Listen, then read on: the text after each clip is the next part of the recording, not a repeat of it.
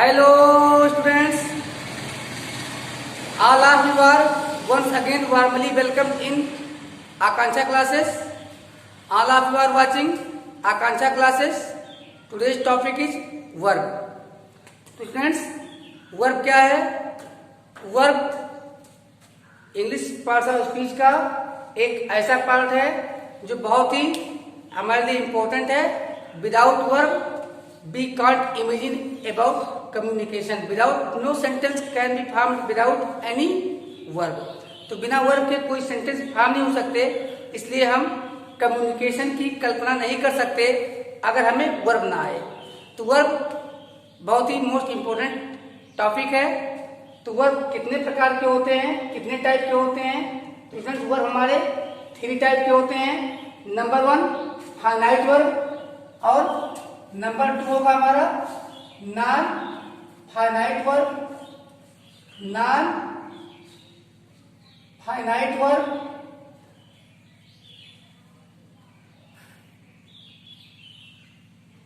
और number 3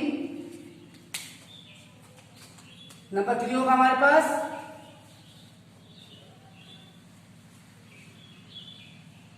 auxiliary verb.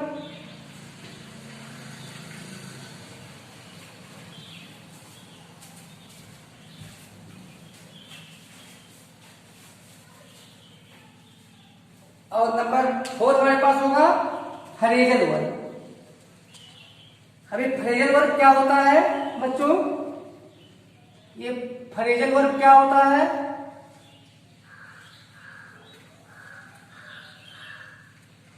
नहीं, एक दोहा मुझे याद आता है.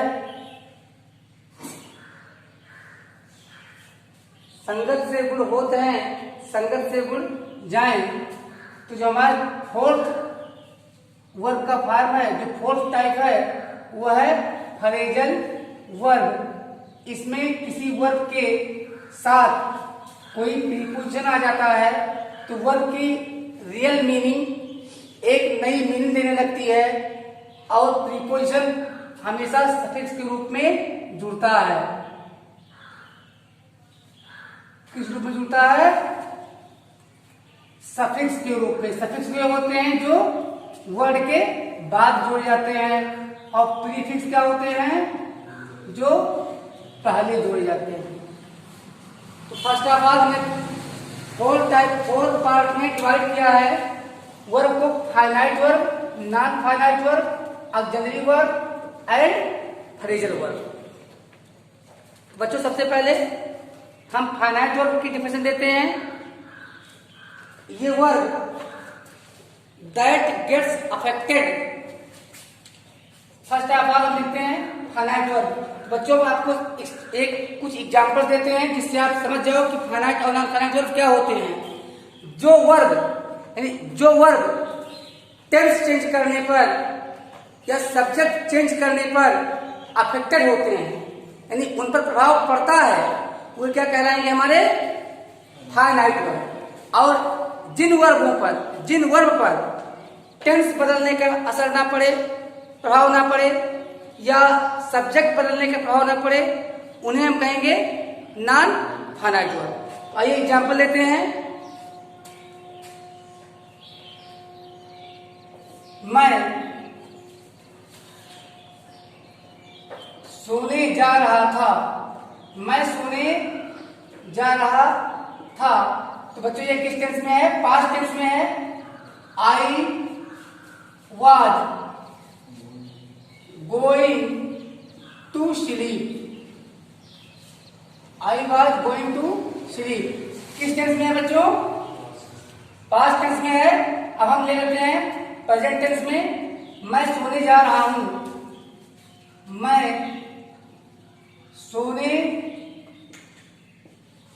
जा रहा हूं.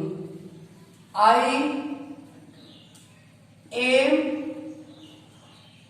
going to sleep.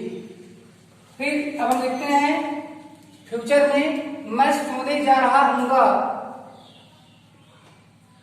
मैं सोने जा रहा हूंगा।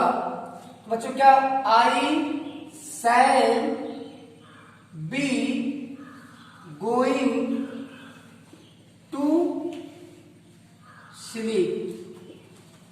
यहां पे हम देख रहे हैं कि दो वर्ब हमें दिख रहा है, वाज गोइंग और sleep. Am going and sleep, shall be going and sleep. इन तीनों सेंटेंस में डिफरेंस क्या है? डिफरेंस है कि फर्स्ट सेंटेंस पास्ट टेंस में है, सेकंड हमारा प्रेजेंट में है और थर्ड हमारा फ्यूचर में है। हम देख रहे हैं to sleep, to sleep, to sleep, कोई चेंजिंग नहीं आई, जबकि टेंस बदल गया। अब यहां पे देखते हैं वाज गोइंग, जब पास्ट में था तो वाज गोइंग, अब जब ये प्रेजेंट में आया तो एम गोइंग, अब जब फ्यूचर में आया तो शैल बी गोइंग। तो हम देख रहे हैं कि फर्स्ट वर्ब हमारा अफेक्टिव हो जाता है टेंस बदलने पर, लेकिन सेकंड वर्ब पे कोई प्रभाव नहीं पड़ रहा है। तो टू स्लीप हमारा क्या है? Non finite verb. To sleep क्या है? Non finite verb.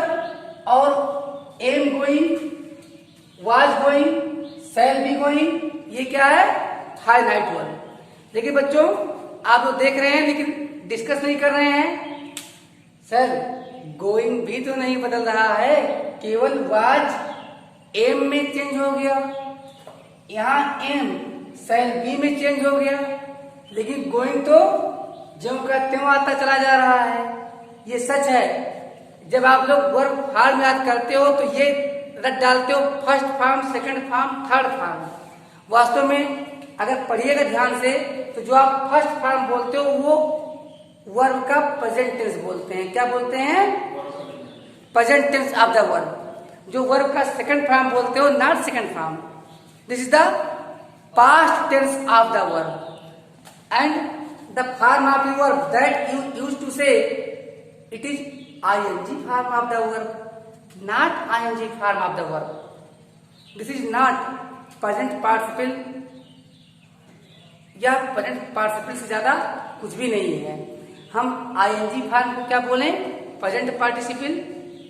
और थर्ड फॉर्म को क्या बोलें? Past participle. और एक तीसरा पार्टिसिपल होता है perfect participle, having plus verb का थर्ड फॉर्म जो आप बोलते हो, तो वर्ब का थर्ड फॉर्म नहीं बोलोगे, वर्ब के फर्स्ट फॉर्म को क्या बोलोगे? Present tense, present tense. Verb के सेकंड फॉर्म को क्या बोलोगे? Past tense. और थर्ड फॉर्म को क्या बोलोगे? थर्ड फॉर्म को पास्ट पार्टिसिपल, पास्ट पार्टिसिपल। और ing फॉर्म को क्या बोलेंगे? Present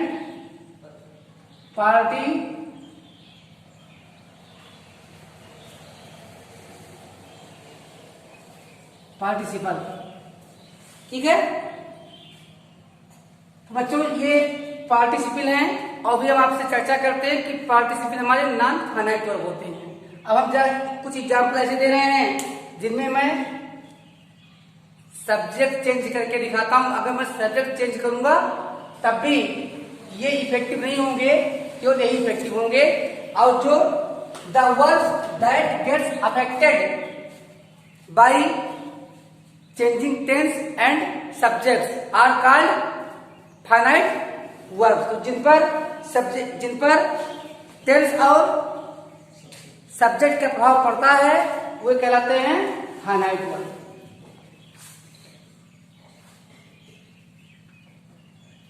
finite verb.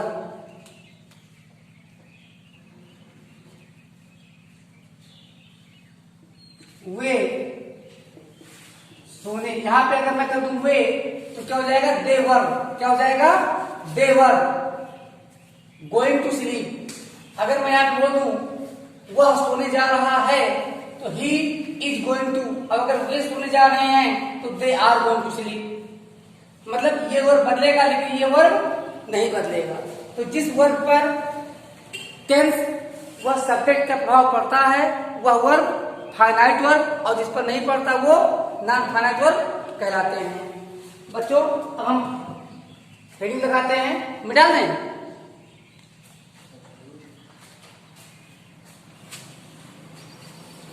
हेडिंग लगाएंगे फाइनाइट वर्ब। क्या लगाएंगे हेडिंग? Finite verb. ये फाइनाइट वर्ब क्या होता है आपको पता है, the verbs that gets affected by subject and tense are called finite verb. क्या लगाएंगे हेडिंग? फाइनाइट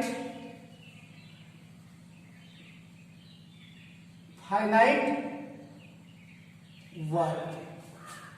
फाइनाइट वर्ब क्या होते हैं?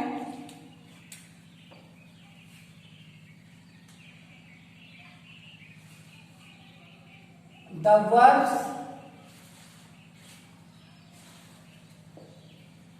in a sentence,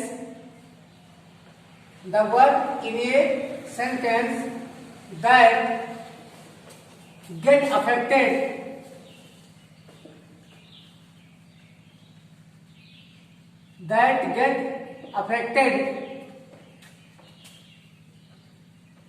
by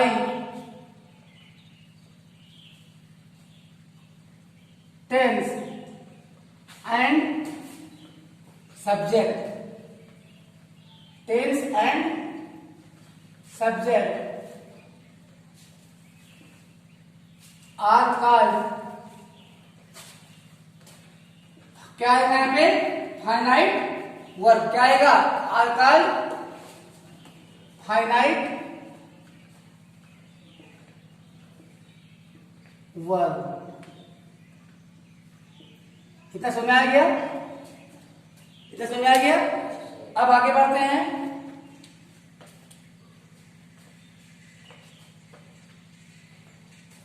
classification of finite verb. Classification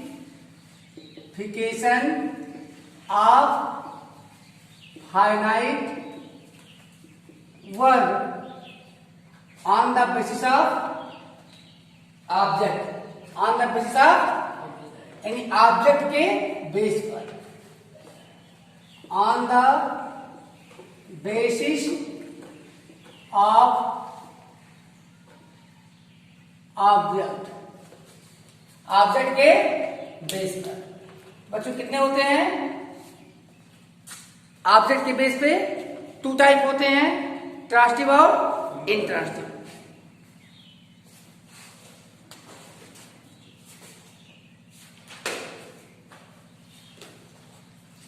number 1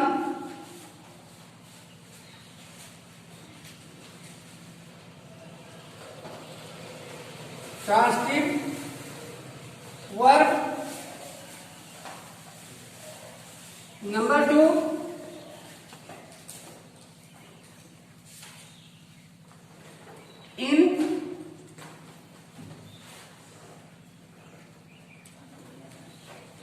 intransitive verb.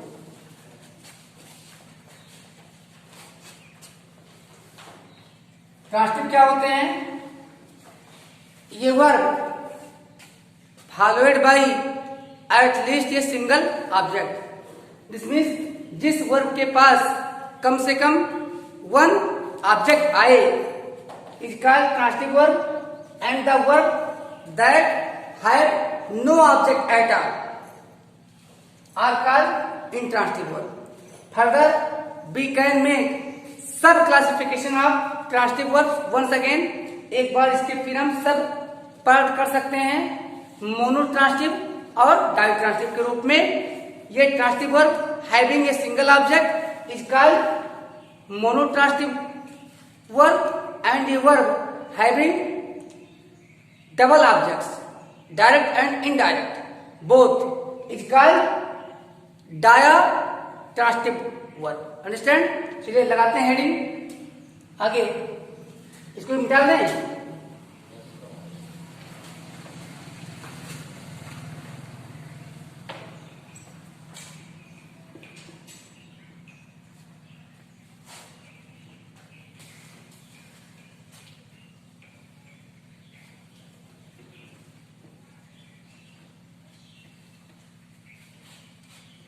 तो क्या पढ़ने जाने हम लोग अब ट्रांसटिव और non transitive verb.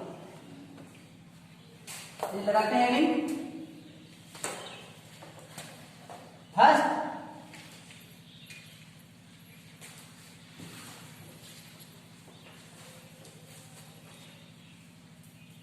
Transitive verb.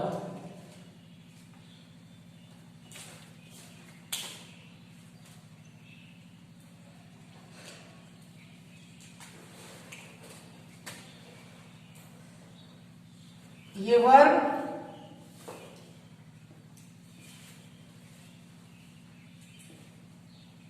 that is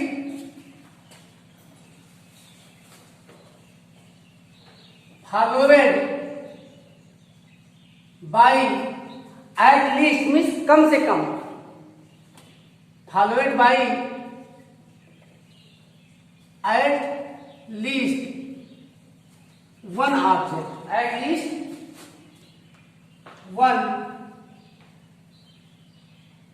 object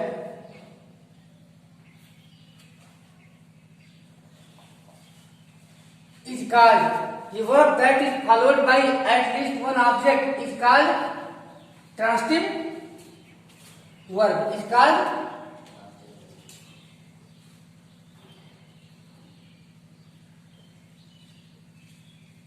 transitive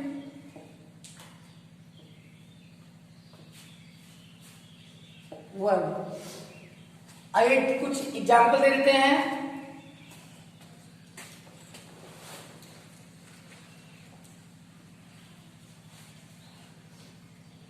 He gave me a book. What he did? Give. Give is the verb. What he gave? A book. A book is direct object. To whom he gave a book? Me. Me is the indirect object.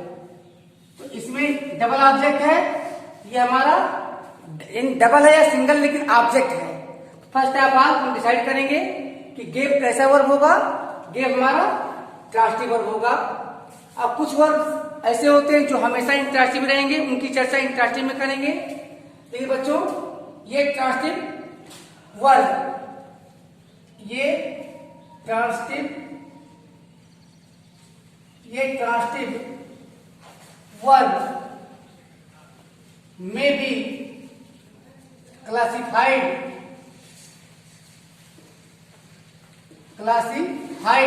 into two types,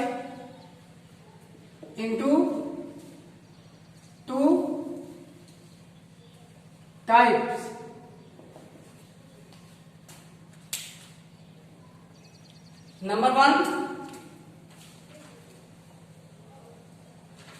monotransitive verb. Monotransitive verb. What are monotransitive verb? ये verb that is followed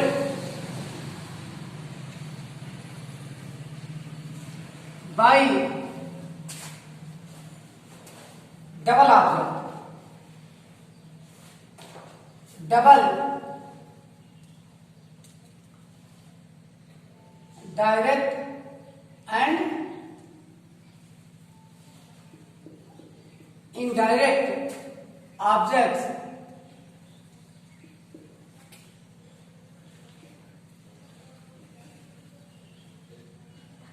is called monotransitive verb. Monotransitive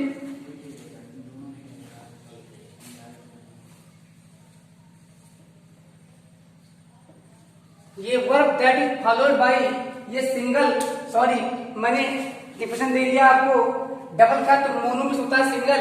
ये verb that is followed by only one, that is followed by only one, only one object, only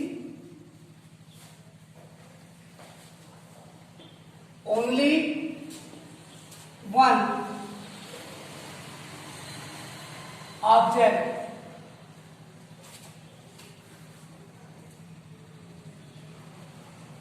either direct or indirect is called monotransitive, is called monotransitive। तो मोनोट्रांसिटिव में जिसमें single object आएगा,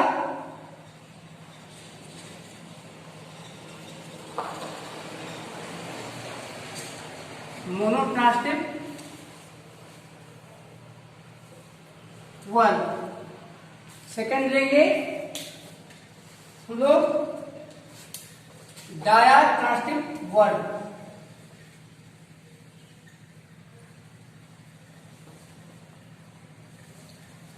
डायाट्रांसिटिव one. Actually डायाट्रांसिटिव one क्या होगा, ये verb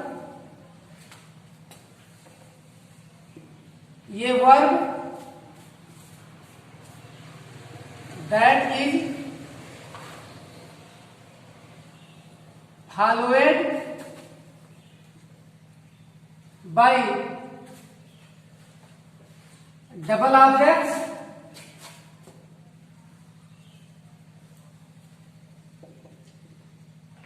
direct and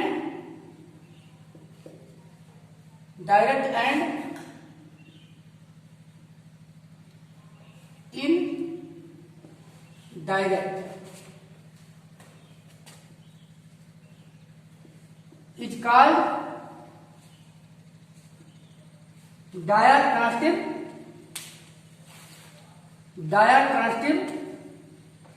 one।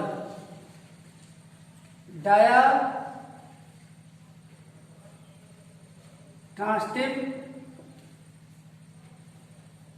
Verbs. हम यहाँ पे कोई एग्जाम्पल देख लेते हैं मोनो क्या हो डाया के। तो बच्चों सी हेल्प मी, व्हाट सी, उसने क्या हेल्प किया, कोई जवाब नहीं है। किसकी हेल्प की, मी, मेरी। तो सिंगल ऑब्जेक्ट मोनोट्रांसिटिव।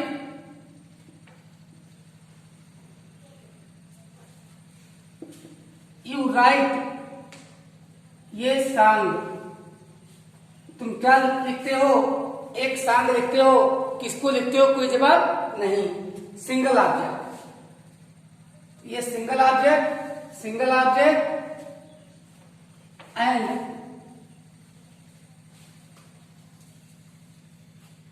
सी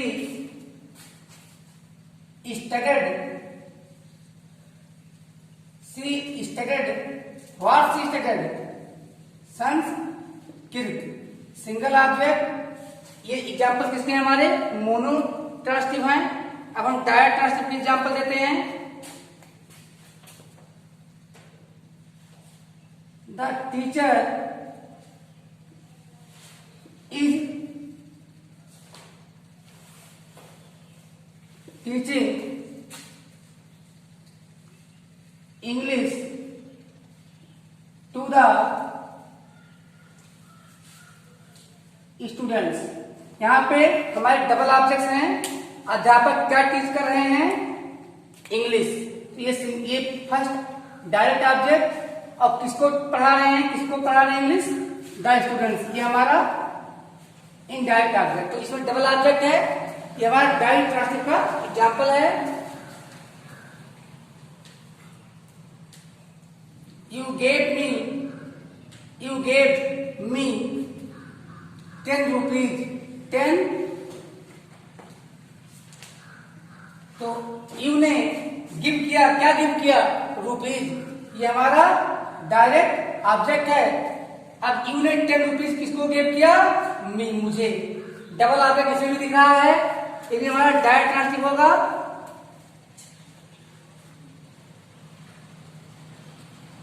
रामा गिव हिम ये चेयर, रामा ने उसे दिया, क्या दिया, ये चेयर दिया। ये हमारा डायरेक्ट ऑब्जेक्ट किसको दिया, हिम, ये इनडायरेक्ट ऑब्जेक्ट। तो आपने देखा कि जो वर्ब अपने पीछे सिंगल ऑब्जेक्ट लाते हैं उन्हें हम मोनोट्रांसटिव वर्ब कहते हैं, और जो अपने पीछे डबल ऑब्जेक्ट लाते हैं उनको हम डायरेक्ट ट्रांसटिव वर्ब कहते हैं। ये समझ में आ चुका है बच्चों। ट्रांसटिव वर्ब के टू टाइप, ट्रांसटिव वर्ब के टू फॉर्म, मोनोट्रांसटिव और डायरेक्ट ट्रांसटिव। लेकिन फाइनाइट वर्ब के दो फॉर्म, ट्रांसटिव और अभी इंट्रांसटिव बाकी है। तो मिटा दें इधर ट्रांसटिव वर्ब। तो अगर हम बात करें इंट्रांसटिव की, तो इंट्रांसटिव क्या होगा, ये verb that is not followed by any object, ये verb that is not followed by any object जिसको कोई ऑब्जेक्ट फॉलो न करे, इज कॉल्ड इंट्रांसटिव वर्ब। कुछ वर्ब जानते हैं आप लोग जो हमेशा इंट्रांसटिव रहेंगे। गो, भाई वह क्या जाता है, वह किसको जाता है, कभी जवाब मिलने वाला नहीं है। फिर कम, वह आता है, वह क्या आता है, वह किसको आता है, कभी जवाब मिलने वाला नहीं है। नहाना, वह क्या नहाता है, वह किसको नहाता है, कभी कोई जवाब। तो बात दौड़ना, रन, वह क्या दौड़ता है, वह किसको दौड़ता है, कभी कोई जवाब मिलने वाला नहीं है। तो गो, कम, रन, बात, जंप, लाफ, ये कुछ ऐसे वर्ब हैं जो हमेशा इंट्रांसटिव ही होंगे। अंडरस्टैंड। चलिए डाल दें।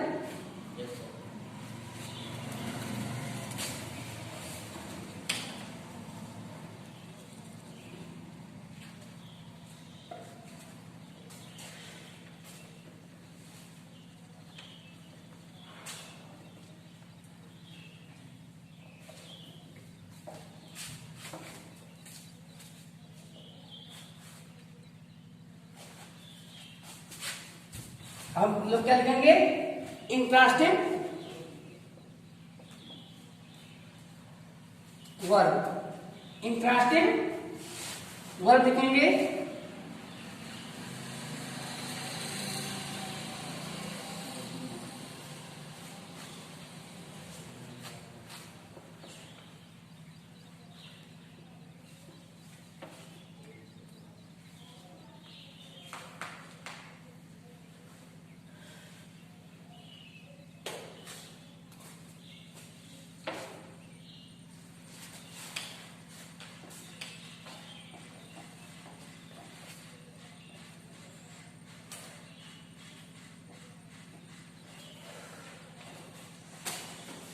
चलिए हेड लगाते हैं।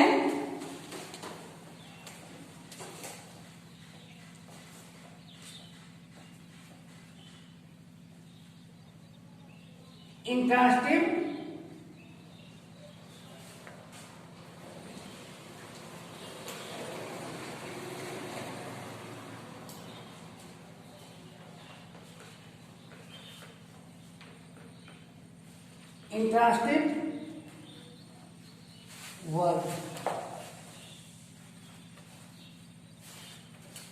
तो ये verb that is not followed, ये verb that is not फॉलोवेड,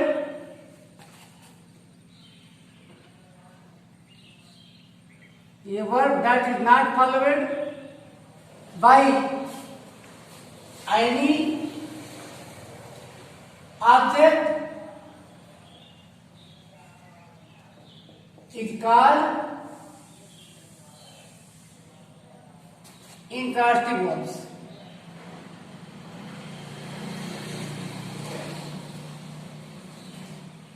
intransitive verbs.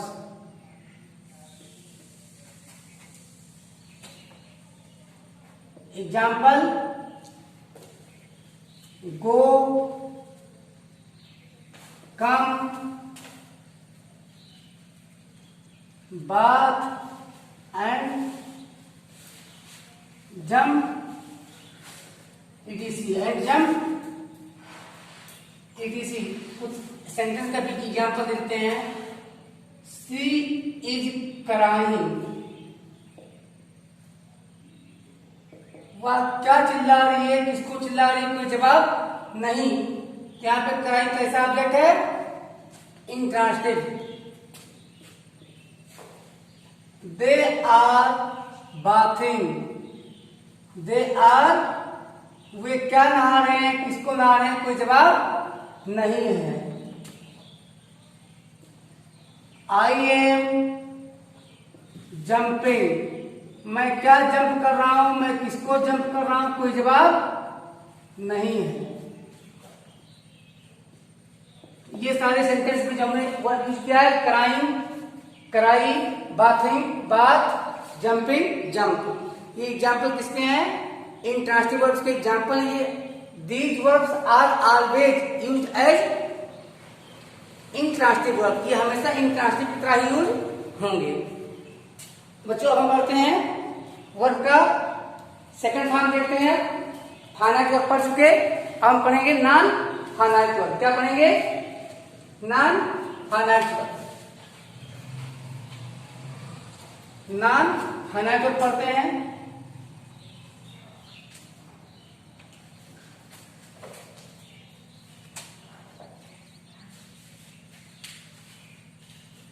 Second type का था non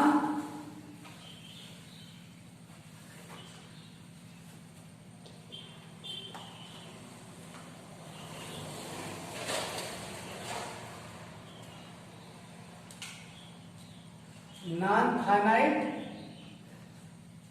verbs.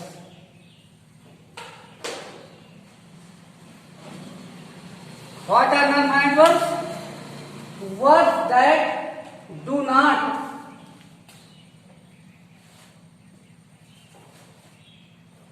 words that are not affected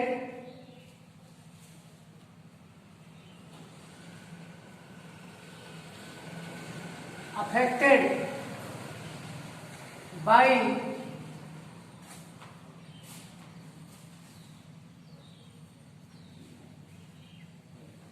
tense and subject.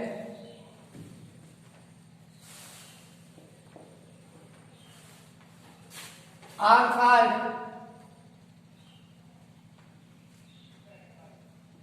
non-finite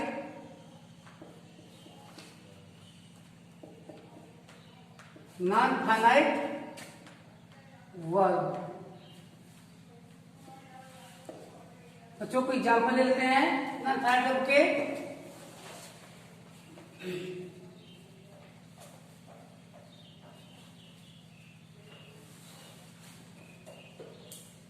smoking is not good.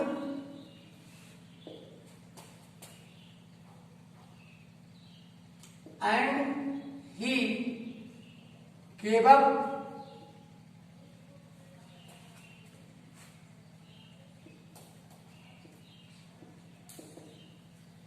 smoking. etc. बच्चों यहाँ पे स्मोकिंग इज नॉट गुड. यहाँ smoking हमारा non finite verb होगा. क्यों? क्योंकि smoking was not good, was smoking will be not good. This will not be affected by tense and subject. Same way, he gave up smoking, she gave up smoking.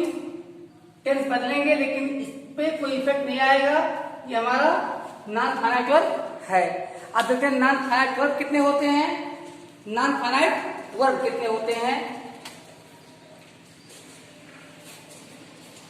तो non finite verb बच्चों आप जानते हैं अगर non finite verb होगा this means यह verb की तरह एक्ट नहीं करेगा सेंटेंस में। अगर कोई वर्ब नॉन फाइनाइट होगा तो क्या करेगा, वह सेंटेंस में वर्ब की तरह वर्ब की एक्टिंग नहीं करेगा, बल्कि किसी दूसरे पार्ट्स ऑफ स्पीच की एक्टिंग करेगा। तो किसकी एक्टिंग कर सकता है, या तो नाउन की एक्टिंग करेगा या फिर एडजेक्टिव की एक्टिंग करेगा और या फिर एडवर्ब की एक्टिंग करेगा। समझ आ रहा है? तो जब यह नाउन की एक्टिंग करेगा तब इसे हम जीरंड या इंफिनिटिव बोलेंगे। क्या बोलेंगे, जीरंड या इंफिनिटिव। जब नॉन फाइनाइट वर्ब सेंटेंस में नाउन की तरह जब ये नाउन की एक्टिंग करेंगे, मतलब आपके समझ में आया या नहीं आया, जब वर्ब की तरह ना काम करें, आप वर्ब होके वर्ब का काम ना करो, किसी दूसरे पार्ट ऑफ स्पीच की तरह की जगह पे काम करो, तो आप वर्ब नहीं हो, आप नॉन फाइनाइट वर्ब हो। अंडरस्टैंड? लेकिन अब हम आपको भी क्लासिफाई कर रहे हैं। अब हम नॉन फाइनाइट वर्ब भी बता रहे हैं कि कितने प्रकार के ये हो सकते हैं। तो इनको हम यूज के बेस पे ही तो क्लासिफाई करेंगे। अब हम बता रहे हैं कि अगर कोई नॉन फाइनाइट वर्ब सेंटेंस में नाउन की एक्टिंग करेगा तो वो जीरंड या इंफिनिटिव कहलाएगा, जीरंड या इंफिनिटिव कहलाएगा। लेकिन अगर ये एडजेक्टिव या एडवर्ब का काम करेगा तब इसे हम पार्टिसिपल बोलेंगे। क्या बोलेंगे, पार्टिसिपल। समझ में आ चुका? चलिए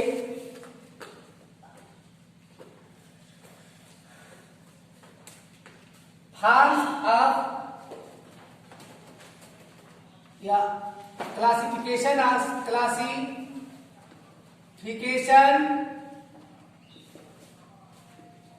ऑफ ये non finite verb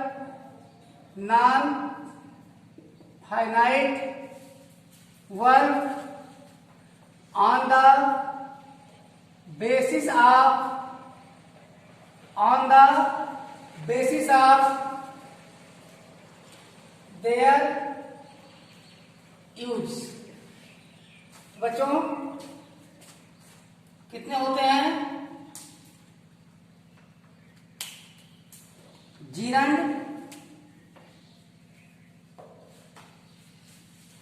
number 2 infinitive and number 3 participles.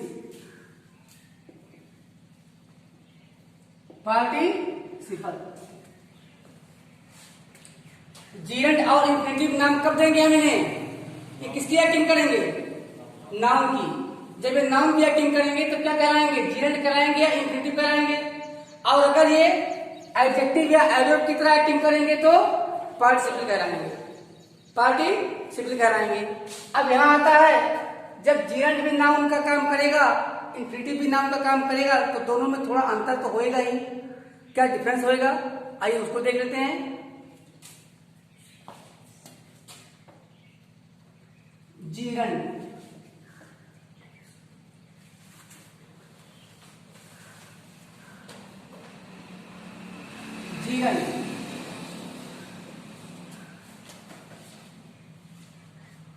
when ing form of a verb। अब ing form of a verb का मीनिंग जानते हैं आप, इसे हमने क्या कहा है, क्या बोलेंगे हम वर्ब के ing फॉर्म को, प्रेजेंट पार्टिसिपल।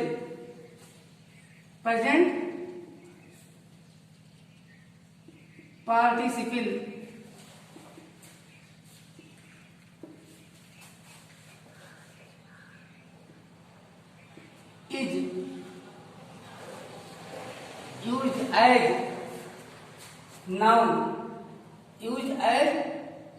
noun। अगर नाउन पे यूज करोगे तो नाउन किसके जगह पे काम करते हैं, सब्जेक्ट की जगह पे काम करेंगे या ऑब्जेक्ट की जगह पे काम करेंगे।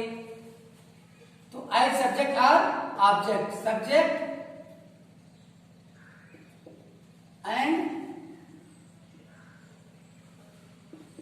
ऑब्जेक्ट। तो when present participle is used as noun in a sentence,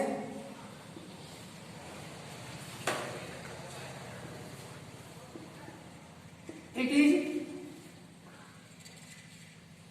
known as, इसे क्या कहा जाता है? It is known as gerund. It is known as Jiran.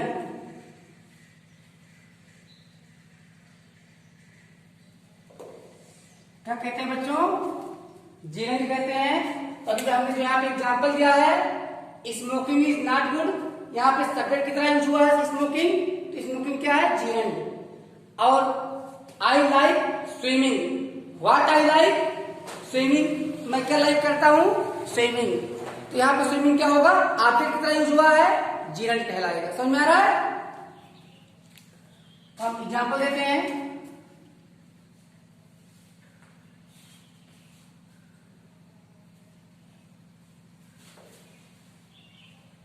Swimming is for health. Swimming is good for health. यहाँ पे हम देखते हैं कि जो स्विमिंग आया हमारा एज सब्जेक्ट यूज किया गया है और वर्ब का आईएनजी फॉर्म है। इसे हम अब प्रेजेंट पार्टिसिपल नहीं कहेंगे, पार्टिसिपल तो तब कहेंगे जब ये चमचों का काम करेंगे, मेरा मतलब एडजेक्टिव या एडवर्ब का काम करेंगे। तो ये क्या हो गया? जीरन। क्या हो गया? जीरन।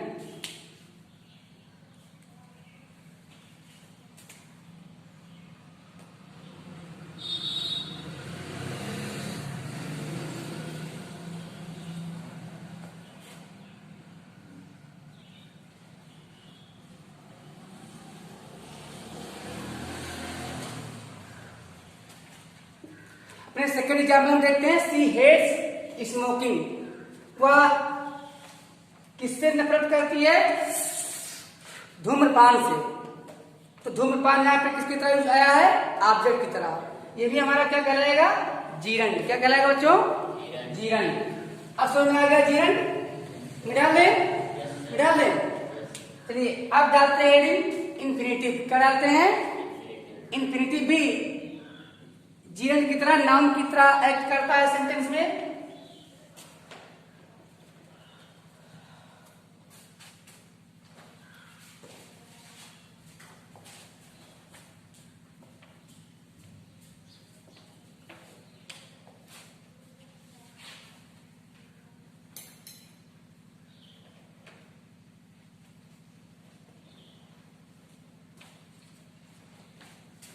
डाल देंगे सेकेंड इंफिनिटिव। क्या डाल दें बच्चों? Infinitive.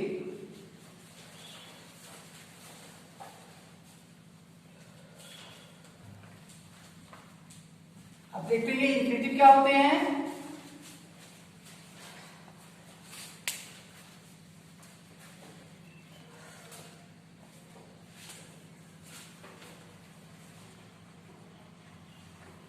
When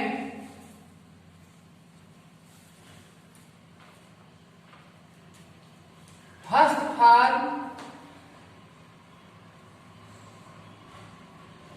are present tense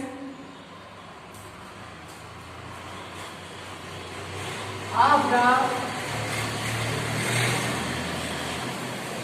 verb. जब वर्ब का फर्स्ट फॉर्म या प्रेजेंट टेंस कह लें,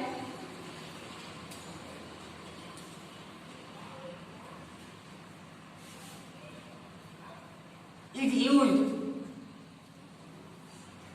as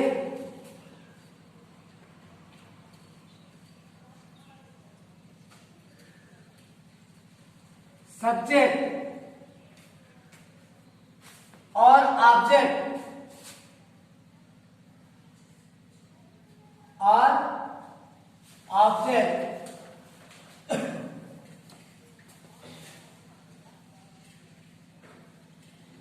in a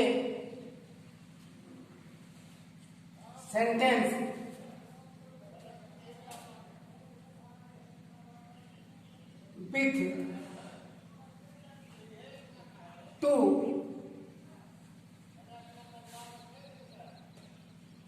with to as prefix और विदाउट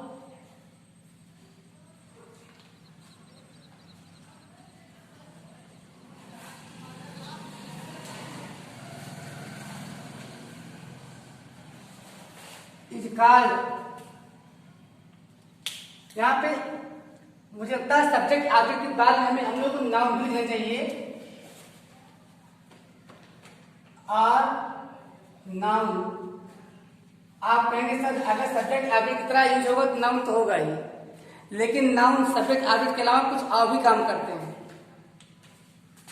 तो यहाँ पे हम दिखा रहे हैं कि यहाँ पे नाउन लिख लीजिएगा without two is called infinitive. क्या कहते हैं? इंफिनिटिव कहते हैं।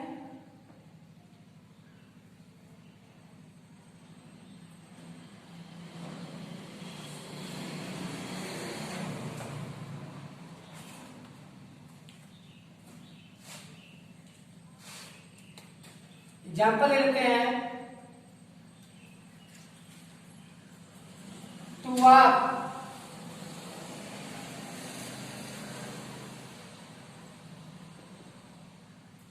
in the morning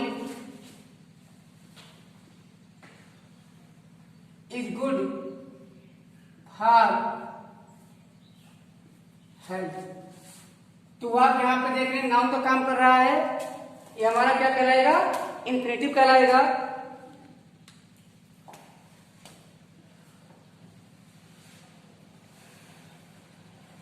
I want, मैं चाहता हूं, क्या चाहता हूं? टू स्लीप, सोना चाहता हूं। दे वांट,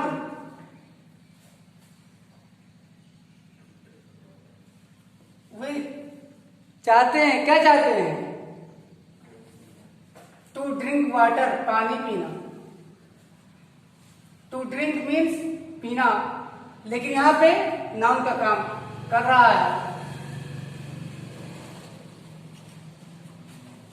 समझ गया? लेकिन ये इंफिनिटिव, बार इंफिनिटिव मैंने यहां पे लिखा है आर विदाउट टू। तो जब बिना टू के कोई इंफिनिटिव आता है तो उसको बार इंफिनिटिव बोलते हैं। क्या बोलते हैं? बार इंफिनिटिव। आइए एग्जाम्पल देते हैं।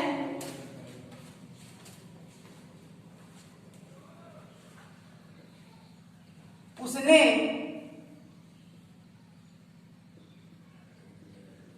सिया को रुला दिया। बड़ा आपको लग रहा था सुला दिया, रुला दिया। तो उसने, मैडम जी ने या सर जी ने? मैडम जी ने। तो सी मेड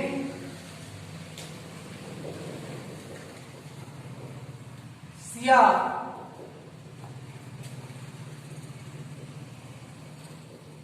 कराई। अब ध्यान दीजिए यहां पे हमें लिखना चाहिए टू कराई, लेकिन हम क्या लिख रहे हैं? केवल कराई। क्या लिख रहे हैं? केवल कराई। और जबकि लिखना चाहिए टू कराई, लेकिन यहां कराई क्या होगा? कैसा वर्ब होगा? इंफिनिटिव। बस बार इंफिनिटिव। कैसा होगा? बार इंफिनिटिव, क्योंकि इसके पहले टू नहीं है।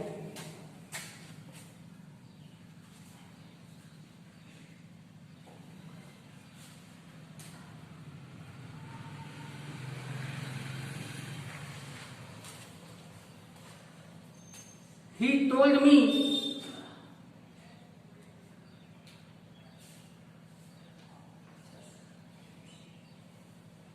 how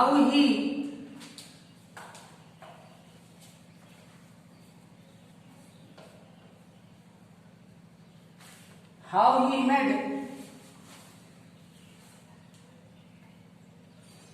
Ramesh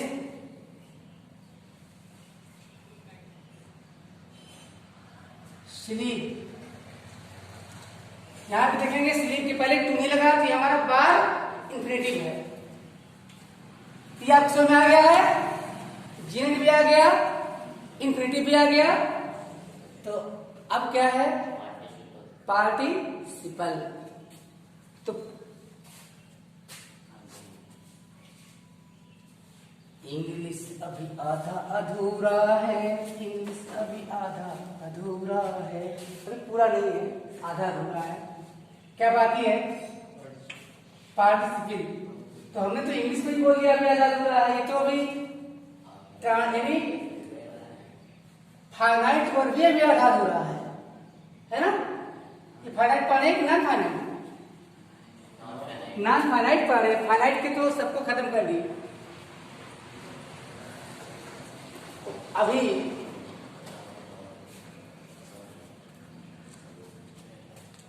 तो पढ़ाइए, क्या आएगा, पार्टिसिपल। क्या आएगा, पार्टिसिपल। अभी आएगा, हम लोग बढ़िया बढ़िया खाएंगे। कितना बोले हो, 1 किलो क्या आधा किलो?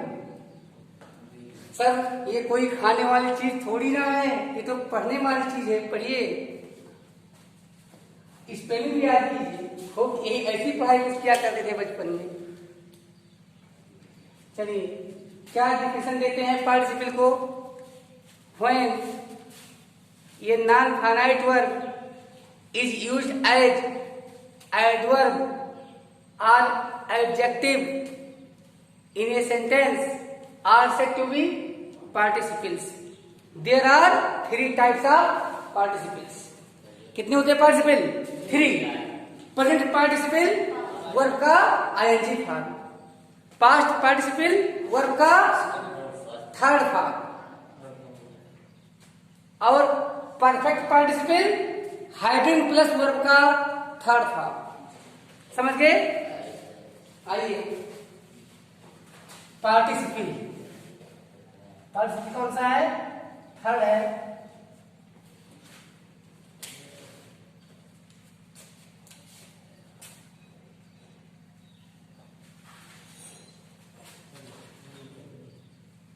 When ये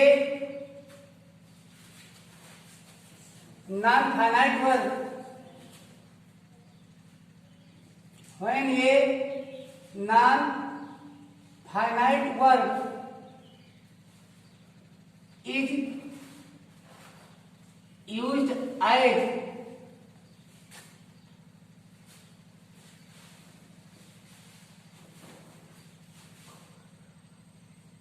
adjective or an adverb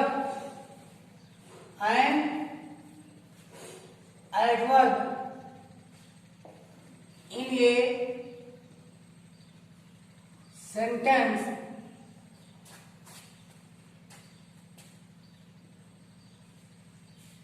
is called, क्या कहा जाता है? पार्टिसिपल्स।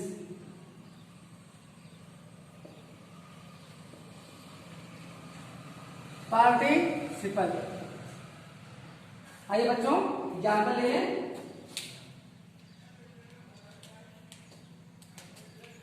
आयशा, व्हाट आयशा? ये डेड स्नेक। मैंने एक मरा हुआ सांप देखा। अब डेड स्नेक कैसा था? How the snake was? सांप कैसा था? Dead. Dead is describing a noun. तो यहाँ पे डेड क्या है? एडजेक्टिव है।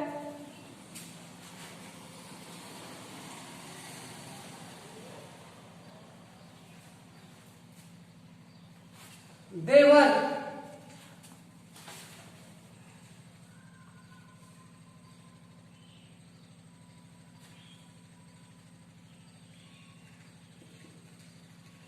coming, they were coming, वे आ रहे थे।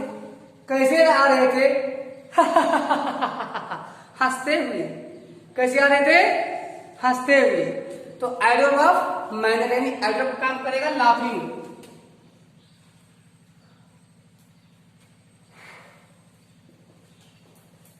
समझ गए? समझ गए?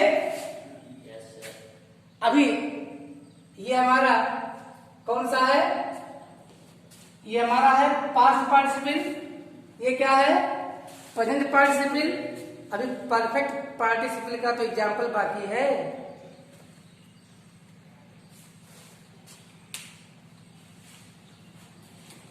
तो having seen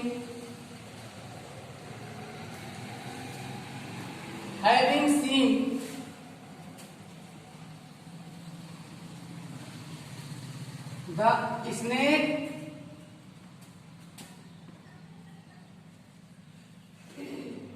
before her, she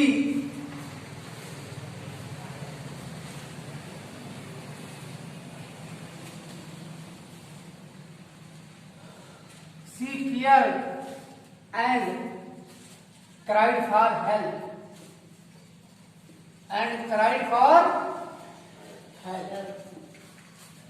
All of you are understanding its meaning, what it is written.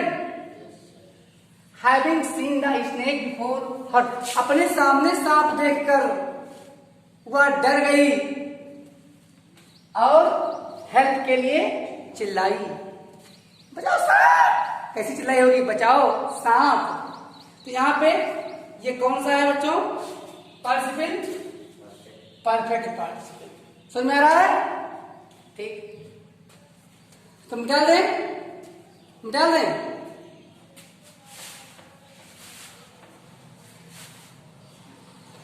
ये था हमारा आज का वीडियो। बस इसी में हम आपको दिखा देंगे types of participles.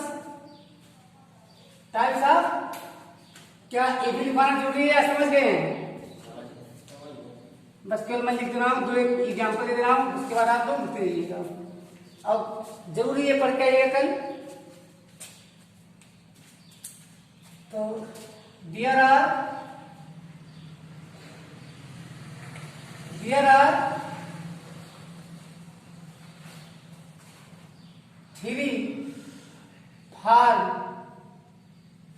Three forms of,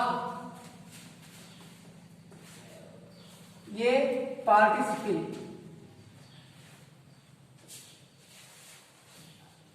कितने फार्म हैं? 3 फार्म हैं। कौन कौन? Number 1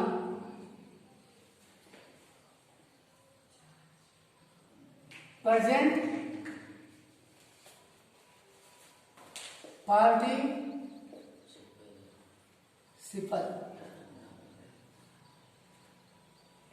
number 2 past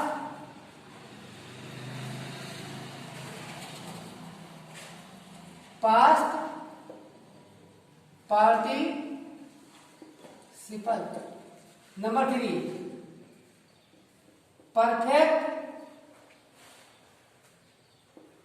participle.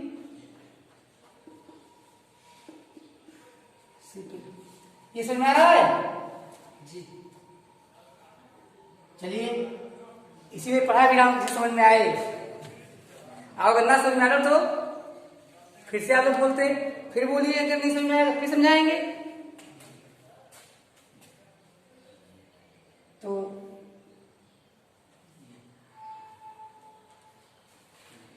ING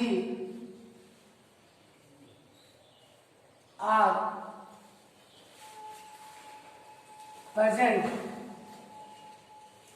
tense of the verb is called present participle if it is used as adjective or an adverb in a sentence.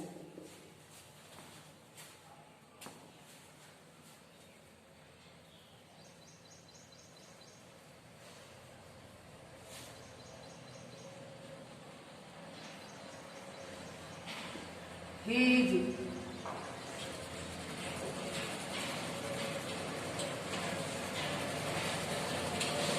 walking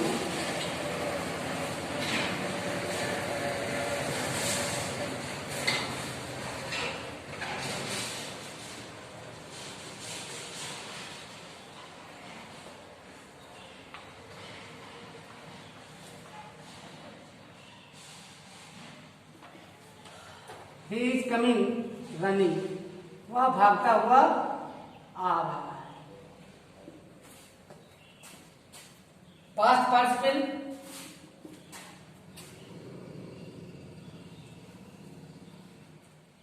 when third form of the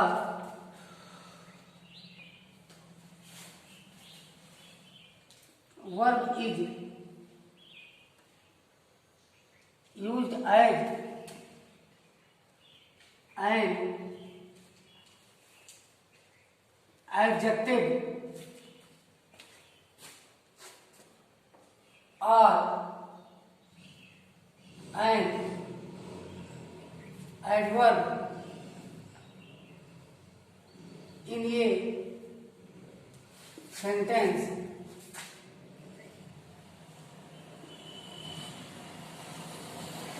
is called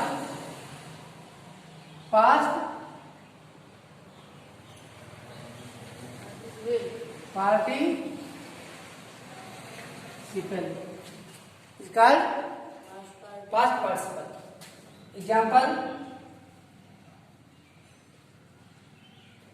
शीशा, एक dead कुत्ता, मेरा मतलब dog, on her way to school. How the dog was? The dog was dead. This means ये क्या है? Adjective है। अब आता है perfect participle.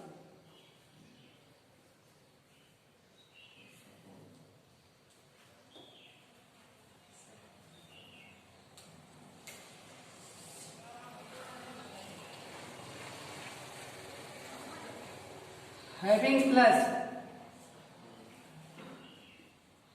verb third form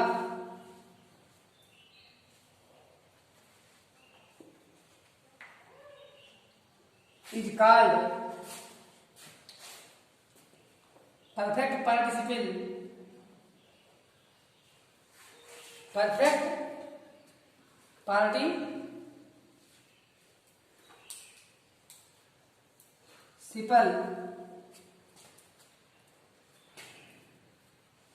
if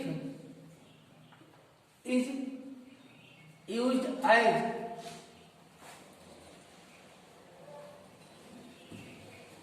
adjective or an adverb. मुझे उम्मीद है आपके समझ में आ चुका होगा। I think all the students as well as some competitive preparations also understood clearly. Having plus verb का third form, this means having seen dangerous before him, he turned back and ran to his house. Having seen में देखकर, the dangerous खतरा before him अपने सामने खतरा देखकर, देखने के बाद इसमें कंप्लीट हो चुका होता है, यानी इसमें जो ये एडजेक्टिव एडवर्ब जिसका भी काम करते हैं वो पूरा हो चुका होता है। अंडरस्टैंड? तो students, keep on watching Akanksha classes. Thank you.